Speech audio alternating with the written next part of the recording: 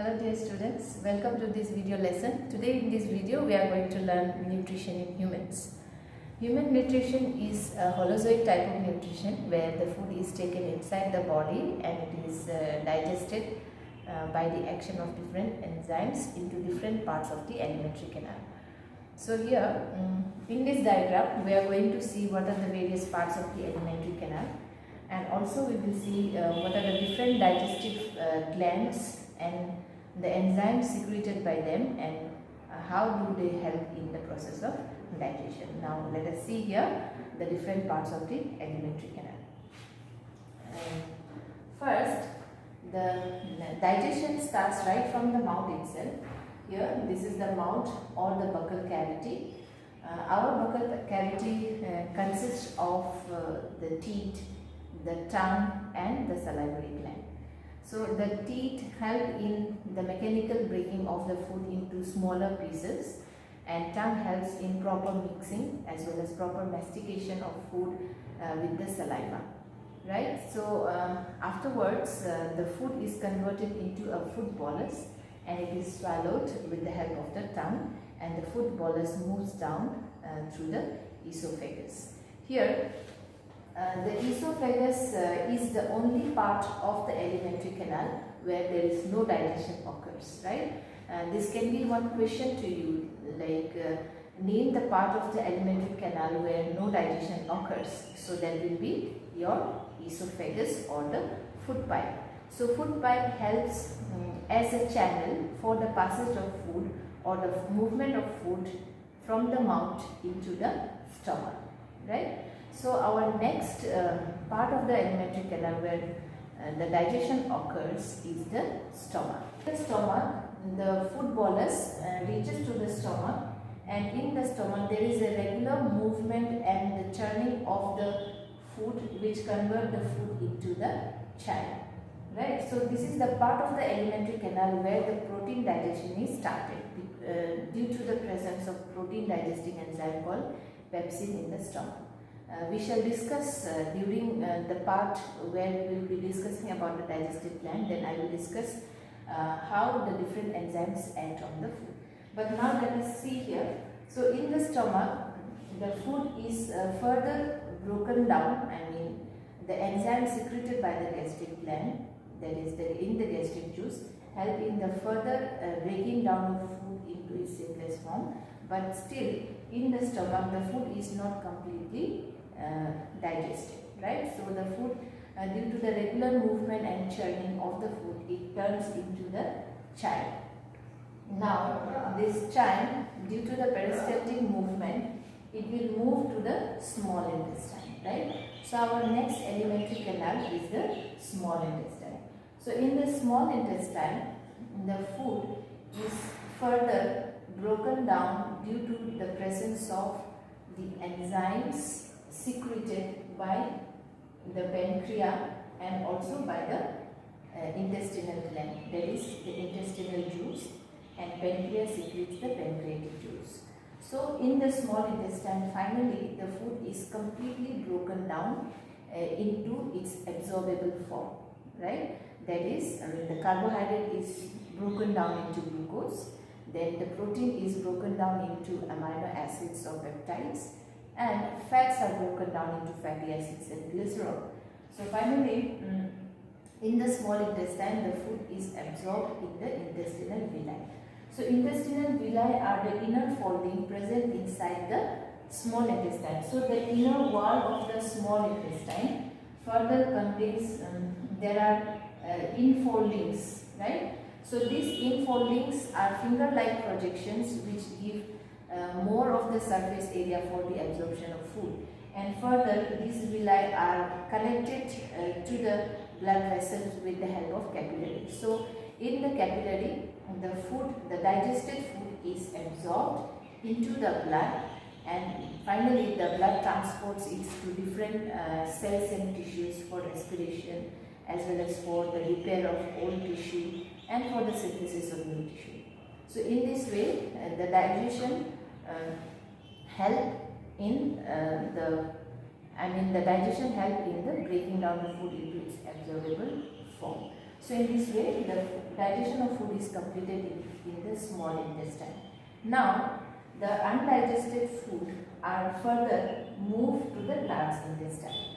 So in the large intestine, further the villi absorb the water, absorb some amount of water, and the solid waste are stored in the rectum.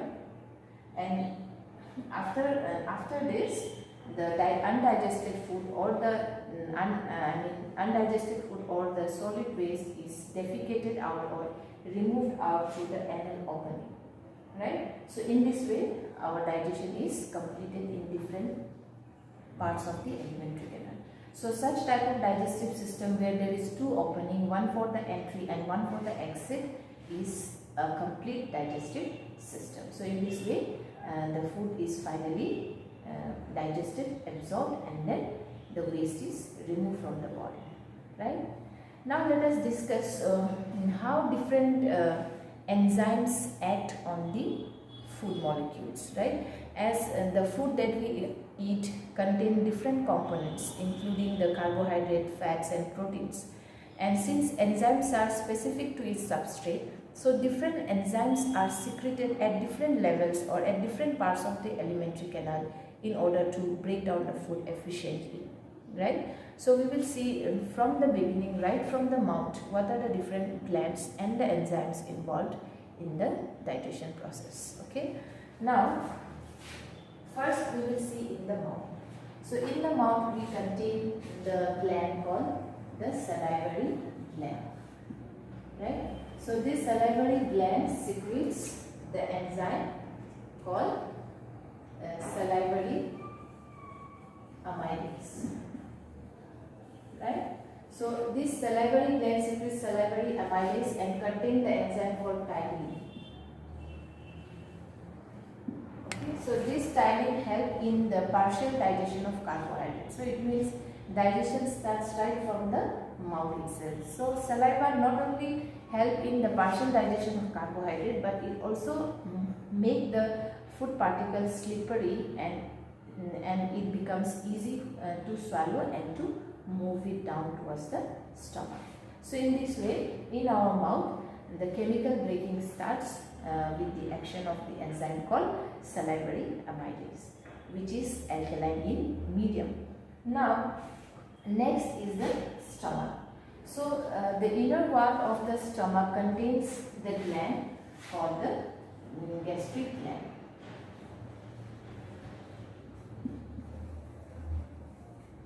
So this gastric gland secretes the enzyme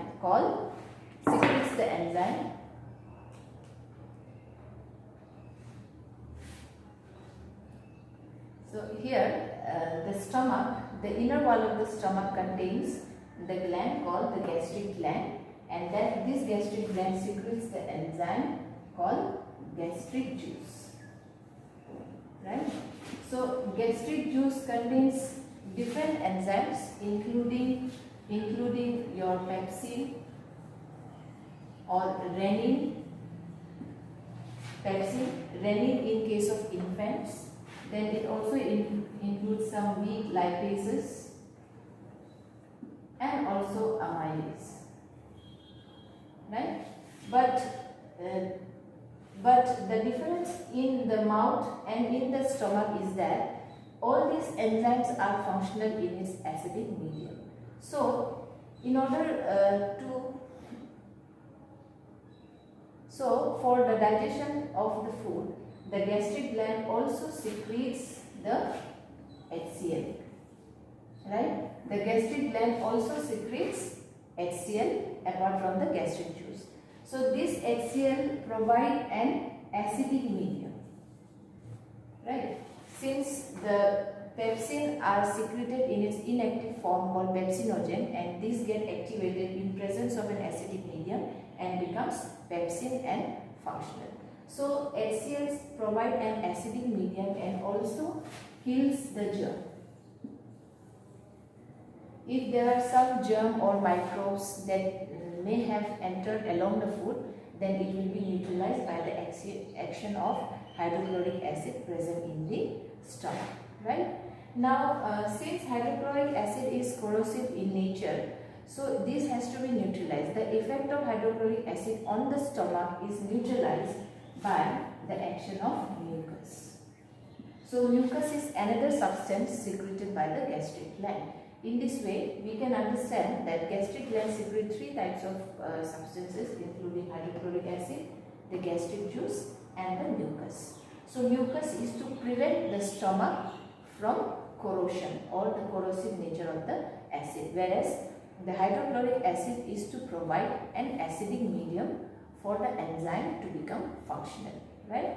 And gastric juice contains the enzyme like pepsin, which is a protein digesting enzyme, and also renin in case of infants. But this renin is absent in adult, as renin is a protein digesting enzyme present only in the stomach of infants, as the infants feed on mother's milk. So these proteins are different, so this has to be broken down with a special type of enzyme called renin, right? So this has to be noted down. Now this is about the action of enzyme in the stomach, right? Now let us move to the next part of the alimentary canal, that is the small intestine. So in the small intestine receive secretion from three different sources, right? We will write it one by one. So first is in the small intestine, the first is the intestinal gland. Number one, intestinal gland, right? Secretion from the intestinal gland. The wall of the small intestine secretes intestinal juice, which is the intestinal gland. Then secondly, it also receives the secretion from the liver. So liver is one of the largest gland here. This is the liver, one of the largest, the largest gland of the human body. So small intestine also receives secretion from the liver. And third, it receives from pancreas, right? So in this way, the small intestine receives the secretion from three different sources, and each of these sources have got different functions to perform in the process of digestion. Thus, the small intestine receives secretion from three different sources. The first is the intestinal gland. So intestinal gland secretes the intestinal juice, which contains the enzyme like trypsin, chymotrypsin, or amylase or lipase for fat, protein and carbohydrate digestion. But all these enzymes are secreted in its inactive form, which become functional only in an alkaline medium, right? So that alkaline medium is provided by the secretion that is received by the liver. So liver here, which is the largest gland, it secretes bile. So the liver secretes bile. This bile is stored in the gallbladder. So gallbladder help in regulating the amount of bile juice secreted into the small intestine. So this bile does not have any enzymatic activity, though it helps a lot in the digestion of food. So this bile helps in providing an alkaline medium, and also it helps in the emulsification of fat. That is, the fats, since they are found in big molecule, they are macromolecules, so the lipase cannot act on them directly. So for an efficient and effective breaking down of fat, the fat molecules are broken down into smaller molecules or smaller globules in presence of the bile juice, right? So after which the lipase can easily bind on them and can finally be broken down into its simplest form. So that is its second function. So first is providing an alkaline medium into the small intestine, and secondly emulsification of fat, that is breaking down of fat into smaller fat molecules, right? So that is the secretion from the liver, which is very important. Then next is the pancreas. So pancreas is a heterocrine gland which has a dual function. It is also it has an endocrine function, secreting insulin, but insulin has nothing to do in digestion. So the next function, that is exocrine function, that is to secrete pancreatic juice, have got the role in digestion. So this pancreatic juice also contains protein, enzymes for protein, fat and carbohydrate digestion, right? So finally, all these secretions are poured into the small intestine, and the duct or the tube by which the liver and pancreas pour their secretion into the small intestine is known as hepatopancreatic duct. Remember this, hepatopancreatic. So they have got a common duct called hepato for liver, pancreatic for pancreas. So the secretion from liver and pancreas are poured from a common duct. So you can consider this here, a common duct into the small intestine, that is called hepatopancreatic duct. So finally all these three secretions will be poured into the small intestine. So in presence of all the enzymes, finally the food will be broken down into its simplest form by the action of its respective enzyme, right? So here bile juice plays a very important role in providing them an alkalinity, without which the enzymes will not be active or the enzymes will not become functional, right? So that is why liver is an important gland for digestion. So in this way, different enzymes perform differently on its specific substrate for the digestion to happen, right? So in this way, we have to understand and learn all the names of enzymes secreted by its respective gland, and also how does it work on their specific substrate. Okay. Now, so in this way, finally the carbohydrate into glucose, then proteins into amino acids, and then fats into fatty acids, right? So this is the final product of, so these are the final product of digestion, right? So in this way, this will be absorbed into the blood with the help of capillaries connected in the villi or intestinal villi, and finally it will go to the blood vessel, and from the blood vessel the blood will carry it to different cells and tissues for respiration, for repair, as well as for the synthesis of new cells and new products. So in this way, the process of digestion is completed. So that's it for today. I hope you have learned it, and hope to see you in my next video. Thank you so much and happy learning.